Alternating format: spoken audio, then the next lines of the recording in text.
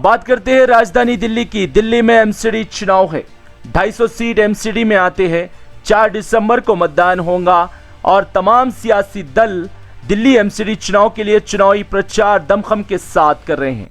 BJP और केजरीवाल होमकार भरते हुए दिखाई और सुनाई दे रहे थे, लेकिन असदुद्दीन ओवैसी की एआईएमआईएम पार्टी भी 15 प्रत्याशियों को मैदान में उतार कर तमाम सियासी दलों की नींद हराम कर दी है, ऐसा लग रहा है।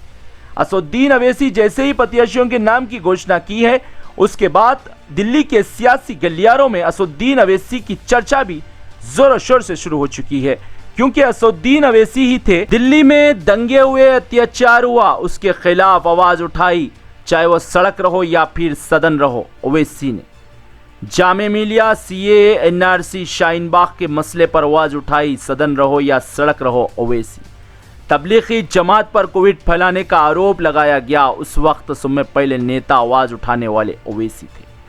जहांगीरपुरी में बुलडोजर कार्रवाई हुई, सड़क रहो या फिर सदन रहो, आवाज उठाने वाले ओवैसी थे।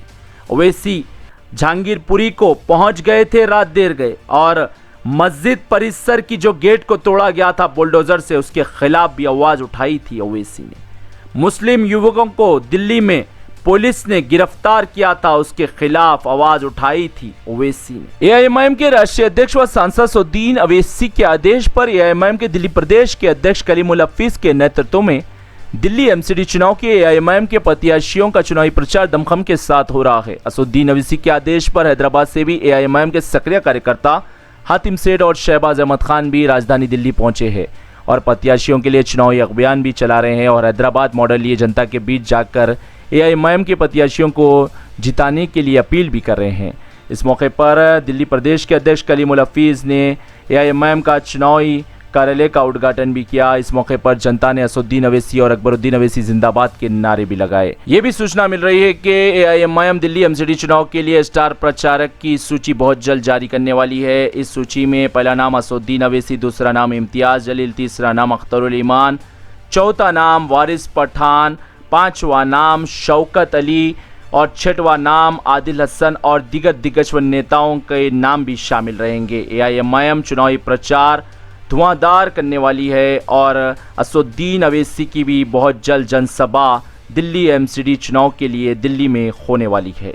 अब एआईएमआईएम के हैदराबाद के सक्रिय कार्यकर्ता पूरी तरीके से अब खिलाबंदी कर रहे हैं और दिल्ली एमसीडी चुनाव में एआईएमआईएम के प्रत्याशियों को जिताने के लिए एआईएमआईएम पूरी तरीके से रणनीति बनाने में जुट गई है और दावा भी किया कि जनता जरूर हमें आशीर्वाद देंगी और एआईएमआईएम के 15 के 15 प्रत्याशी जीत हासिल करेंगे। 2017 में एआईएमआईएम ने 9 प्रत्याशियों को दिल्ली एमसीडी चुनाव में मैदान में उतारा था, लेकिन एक भी सीट पर एआईएमआईएम का खाता नहीं खुला था। लेकिन इस मर्तबा एआईएमआईएम पूरी तरीके से धुआंधार चुनावी प्रचार करने की तैयारी में जुटी है। स्टार प्रचारक की बहुत जल्द सूची भी जारी होने वाली है और असदुद्दीन ओवैसी की जनसभा का बेचैनी के साथ दिल्ली की जनता इंतजार भी कर रही है। 4 दिसंबर को दिल्ली एमसीडी चुनाव का मतदान होगा और परिणाम किसके हक में आएंगे देखना होगा। दिल्ली एमसीडी चुनाव पर फिर से भगवा लहराएगा या फिर कोई सियासी दल का परचम लहराएगा, ये तो जनता ही तय करेंगी। लेकिन एमसीडी पर 15 साल से बीजेपी का कब्जा है तो दिल्ली में सत्ता में अरविंद केजरीवाल है। दोनों में कांटे का मुकाबला माना जा रहा है और इस बार दिल्ली की एमसीडी में सिर्फ एक मेयर रहेगा और वो भी मजबूत माना जाएगा। इसलिए दिल्ली एमसीडी चुनाव बहुत ही महत्वपूर्ण हो गया है। तमाम सियासी दिग्गज भी पूरा पसीना टपका रहे हैं अपने प्रत्याशियों को जिताने के लिए इस सर्द मौसम में। ब्यूरो रिपोर्ट, भारत की तरक्की।